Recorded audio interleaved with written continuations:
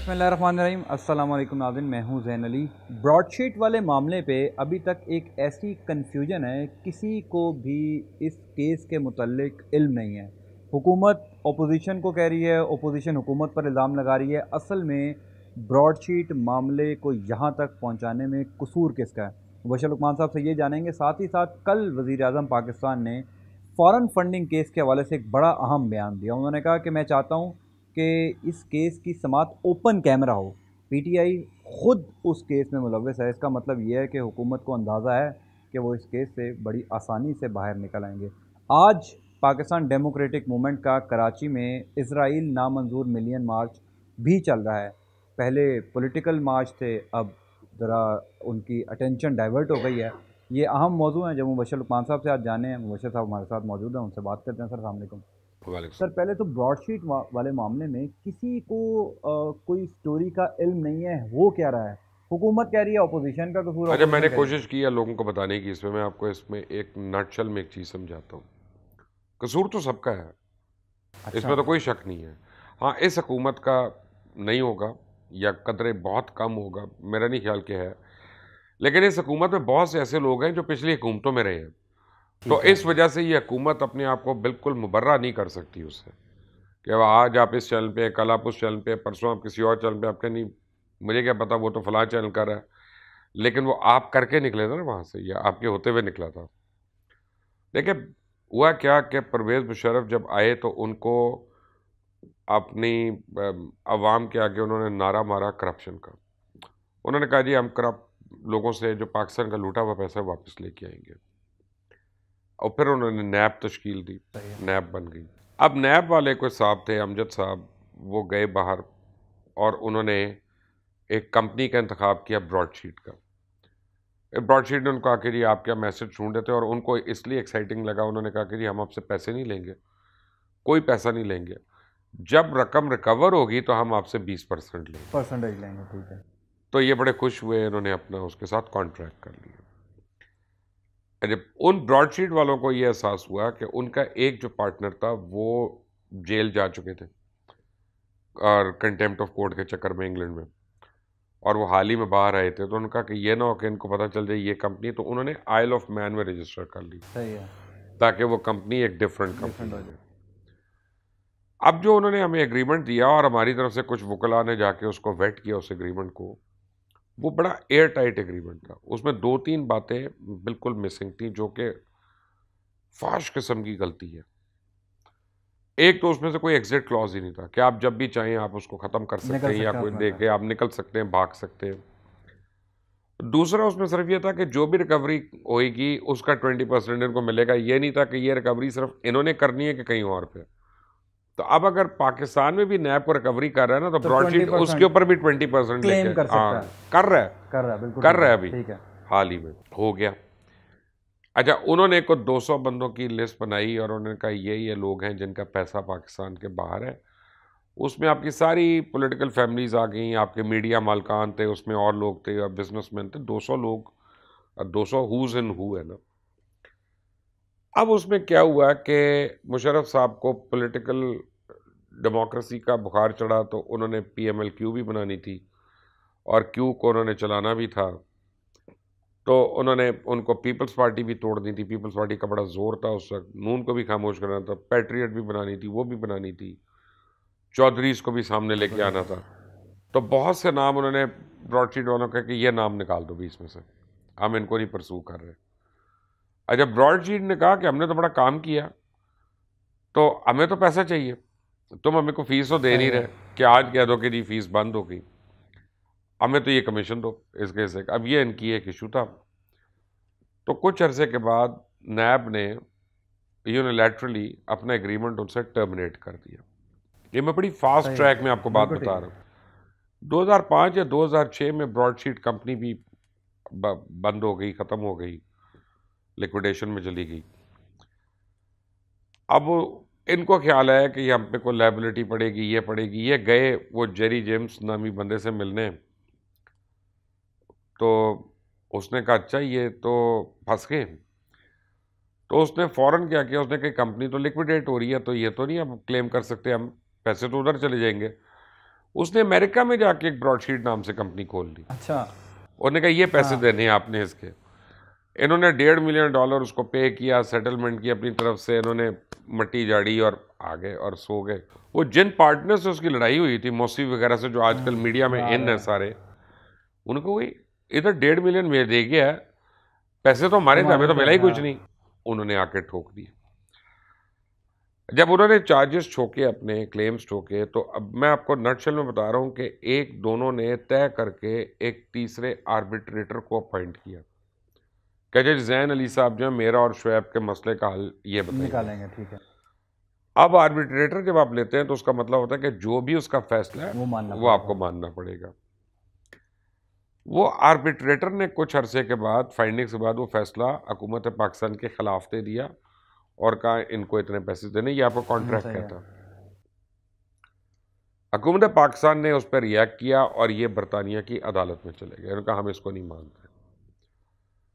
अच्छा, बरतानिया की अदालत में जब ये गए तो जो ब्रॉडशीट वाले थे, ये मौसवी वगैरह, इन्होंने कहा कि हुआ क्या कि जब क्लेम बना के $28 मिलियन का है, तो बरतानिया की जो अदालत है उन्होंने आर्बिट्रेटर के फैसले को कायम रखा, अपहोल्ड किया और पाकिस्तान गवर्नमेंट की प्ली को रिजेक्ट कर दिया। उनका ये तो आपका एग्रीमेंट था, ये आपको उस एग्रीमेंट के हिसाब से देने। उन्होंने कहा कि जी देखें कि जी पाकिस्तान हाई कमीशन के पास कितने पैसे, हमें वो तो दिलवाएं पहले, और जो एसेट्स हैं इनके वो दिलवा दें। तो वो UBL में को $28 मिलियन या $29 मिलियन पड़े हुए थे, वो बरतानवी कोर्ट ने वो उठा के उनको दिलवा दिए। हो गया। अब मुसावी साहब ने कहा, वो यहाँ के जितने अखबार और वेबसाइट्स उन्होंने पढ़ी, उसमें क्लेम था कि जी हमारे अपार्टमेंट 7 फील्ड है, हमारे अपार्टमेंट 7 फील्ड है, और 1 नाइट पार्क भी हमारा है, तो इतने $100 मिलियन पाकिस्तान के। तो उनका चलो $100 मिलियन तो होगा, तो इसको भी नथी कराओ और $20 मिलियन तो उठाओ। वो उन्होंने क्लेम डाला कि ये भी हुकूमत पाकिस्तान की मिल्कियत है, ये भी बेच के 20% हमें दिया जाए। और उन्होंने जो शवाहिद दिए, अखबारी शवाहिद वगैरह, वो कोर्ट ने नहीं माना कि ये पाकिस्तान हुकूमत की मिल्कियत नहीं है। ठीक है। उस पर नून लीग बहुत शोर मचा रही है कि देखो नवाज शरीफ की है, तो उन्होंने हुकूमत पाकिस्तान ने क्लेम ही नहीं किया था, वो ना हुकूमत पाकिस्तान का वो मुतालबा था, वो एक थर्ड पार्टी ने करने की कोशिश की ताकि ये बेच के उसको 20% मिले, और वो रिजेक्ट हो गया। लेकिन जो आर्बिट्रेशन का फैसला था वो 2016 में आया था। सही है। ठीक है ना। उसके बाद फौरी तौर पे कोर्ट में चले गए।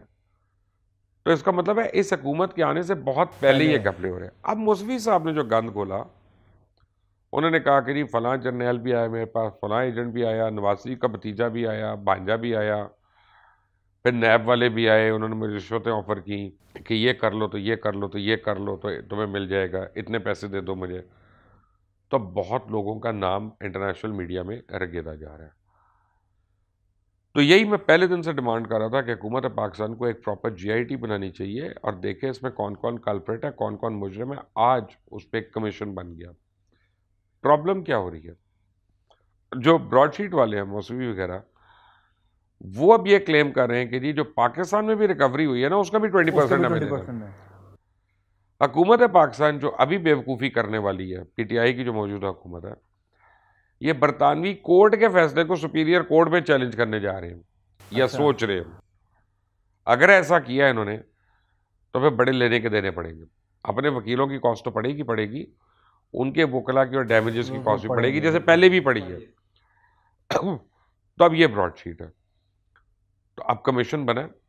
अब देखते हैं कमीशन आंखों में धूल चौंकने के लिए है कि वाकई कल्प्रेट्स को आइडेंटिफाई करने के लिए, उसने तो सर्विंग जनरल्स के भी नाम ले दिए, तो वो तो अब आराम से आप उंगलियों से मट्टी नहीं झाड़ सकते। लेकिन समझने की बात ये मतलब केस तो वहाँ पर चल रहा है। पाकिस्तान में जो कमीशन बनेगा, क्या वो अपनी तो फाइंडिंग्स दे सकता है और फिर पाकिस्तान उन लोगों पर कार्रवाई कर सकता है? मैंने अभी कमीशन की जो तश्कील है ना, मैंने तो सिर्फ शिबली फराज की स्टेटमेंट पढ़ी है, मैंने उसके मैकेनिक्स नहीं पढ़े कि क्या है क्या नहीं है, उसका क्या एम्बेट होगा क्या नहीं। मेरे ख्याल में ये ऐसे होना ही नहीं चाहिए। मेरे ख्याल में प्रॉपर GIT होनी चाहिए, तमाम एजेंसीज की उसमें लोग शामिल होने चाहिए, सुप्रीम कोर्ट के एक जज को उसको हेड करना चाहिए। बिल्कुल ठीक। ताकि कानूनी तौर पे हमें पता हो कौन सा ऐसा एविडेंस आ रहा है जो कोर्ट में एडमिसिबल है। वरना मैं और आप कहते हैं यार ये बड़ा एविडेंस है, ये फ़ोन पड़ा हुआ है, इसका नज़र आ गया यहाँ पे, अदालत इसको नहीं तस्लीम करती इस एविडेंस को कि फ़ोन पड़ा होने की वजह से ये बंदा कातिल नहीं है। मेरा तो ख्याल है कि इस तरह होना चाहिए, लेकिन चलें, अब देर आए दुरुस्त आए, कुछ तो शुरू हुआ है। चलें, ये ब्रॉडशीट की कहानी थी। बिल्कुल ठीक है। आज मेरा ख्याल है काफ़ी लोगों को ब्रॉडशीट वाले केस की समझ आ गई होगी। मुझे साहब एक बड़ा अहम मामला है, foreign funding case election commission में चल रहा है। पीटीआई भी वहाँ पर मौजूद है, पीपल्स पार्टी भी, मुस्लिम लीग नून भी। लोग ये समझ रहे थे कि पाकिस्तान तहरीक इंसाफ जो है वो अभी तक कोई सबूत नहीं पेश कर सकी या वो बैकफुट पे है। कल वज़ीर आज़म पाकिस्तान के एक जुमले ने इस सारे केस का रुख जो है वो मोड़ दिया। वो कह रहे हैं ओपन कैमरा इसकी समाअत की जाए। इससे ये लग रहा है कि शायद पाकिस्तान तहरीक इंसाफ बड़ा फ्रंट फुट पे खेल रही है, उनके पास तमाम रसीदें, तमाम शवाहिद मौजूद हैं। इस वाकई में ये इमरान नहीं, खान के पास सबूत है या ये ये पॉलिटिकल गलत स्टंट है, है? ये गलत है। अगर ऐसा होता तो 3 दफ़ा इस्लामाबाद हाई कोर्ट में क्यों गए थे पीटीआई के इसको मौखर करा दें, इसको रोक दें या इसको डिले कर दें? फिर कितनी बारी उन्होंने रिक्वेस्ट किया कि इसको डिले कर दें, डिले कर दें, पहले ही ख़त्म करा देते। नहीं, ये पॉलिटिकल हाथी के दांत खाने के और दिखाने के और, ये आप समझे कंटेनर वाली स्पीच है। दूसरी बात है कि इस कानून के तहत आप उसकी फाइंडिंग्स को ओपन करेंगे। फाइंडिंग्स को तो आप कर सकते हैं, ट्रायल को कैसे आप ओपन करेंगे वो मुझे नहीं अभी पता कि कैसे होगा। तीसरी बात यह है कि पीटीआई ने कोई सबूत नहीं देना, सबूत अकबर एस बाबर ने देना। पीटीआई ने डिफेंड करना है उस सबूत को। अब अकबर एस बाबर कह रहे हैं कि मेरे पास वीडियोस भी हैं, मेरे पास ऑडियोस भी हैं, मेरे पास अकाउंट्स भी हैं, मेरे पास चेक्स भी हैं, मेरे पास नंबर्स भी हैं। ठीक है ना? तो पहले तो ईसी जो है वो मानेगा कि यार ये सही है, वैलिड है, फिर वो उसके बाद उनसे पूछेगा। तो अब जो स्क्रूटनी कमेटी है वो अपना 4 साल लगा के काम ख़त्म कर चुकी है। बिल्कुल ठीक है। अब आ गई है बात इलेक्शन कमीशन के मेंबरान के ऊपर। मेंबर्स जो हैं उनमें से 2 मेंबर्स रिटायर होने वाले हैं जुलाई में, 21 जुलाई को। तो अब मेरा ख्याल है कि वो ऐसे नहजे पहुंच गए हैं कि उनका फैसला करके जाना है। अच्छा, जब मेंबर्स का वोट आ जाता है तो चेयरमैन का भी सिर्फ एक वोट रहता है, उसका ओवरराइडिंग वोट नहीं है बाय लॉ उनके अंदर। तो फर्ज करें अगर 3 मेंबर्स ने एक फैसला दे दिया जो पीटीआई के खिलाफ हुआ, तो इवन चेयरमैन का वोट उनको नहीं बचा सकेगा। तो ये जो फॉरेन फंडिंग केस है ना, ये एक बड़ा सीरियस इशू है। कल मैंने जनाब हमारे अजीज़ हैं मुजीब रहमान शामी साहब और जामी साहब, उनके प्रोग्राम के क्लिप किसी ने मुझे भेजा कि जिसमें एक बंदा क्लेम कर रहा है कि जी ये फ़लाँ बंदे का है चेक, उसका साइंड है, लेकिन मैंने अपनी तनख्वाह से $200 कटा दिया तो सिर्फ ये $200 आए। अच्छा, तो पहली बात तो ये है कि चोरी रुपए दी भी चोरी तो लख दी भी चोरी ते कख दी भी चोरी, ठीक है ना? अगर तो $200 वो जूश अकाउंट से उस बंदे के उससे आए हैं, then PTI has a serious issue. ये तो वो कह रहा है कि आए हैं, अब वो कह रहा है कि मैंने कटा दिए थे अपनी तनख्वाह वगैरह से, उसका एविडेंस नहीं है। तो जब आप कोर्ट में इसको लेके जाते हैं तो वो बैंक की ट्रांजैक्शन तो आ गई इसमें, उस बंदे की जो सैलरी की कटौती की ट्रांजैक्शन है वो नहीं है। वो नहीं है, बिल्कुल ठीक। तो वो चाहे $200 लगे आपको, आप कहें यार ये कोई अमाउंट है, लेकिन वो $200 लगे या $2 मिलियन लगे, that will be a serious issue to wave off. उसको आप आराम से वेव ऑफ नहीं कर सकते। सवाल ये भी पैदा होता है जो पीटीआई वाले करते हैं कि कौन सी पार्टी है जिसको नहीं होती। फाइन, रिचर्ड निक्सन ने भी ये कहा था कि कौन सा प्रेसिडेंट है जिसने बगिंग नहीं की। उनका की होगी, तुम पकड़े गए, तुम्हारे से शुरू करें।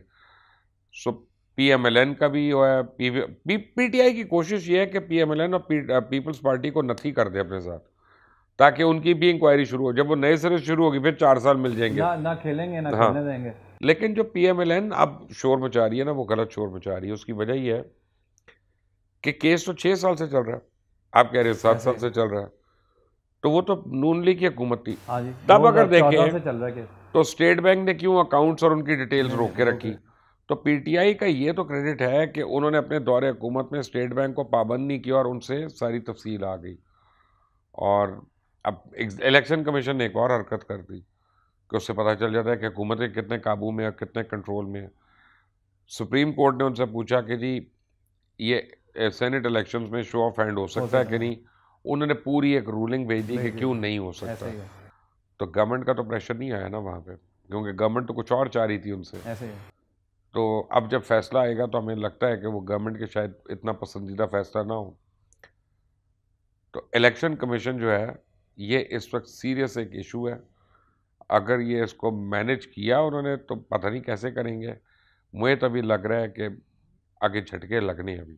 ठीक है, आगे झटके लगने हैं। वैसे तीसरा अहम इशू आज पीडीएम कराची में लॉन्ग मिलियन मार्च किया, इसराइल नामंजूर मिलियन मार्च।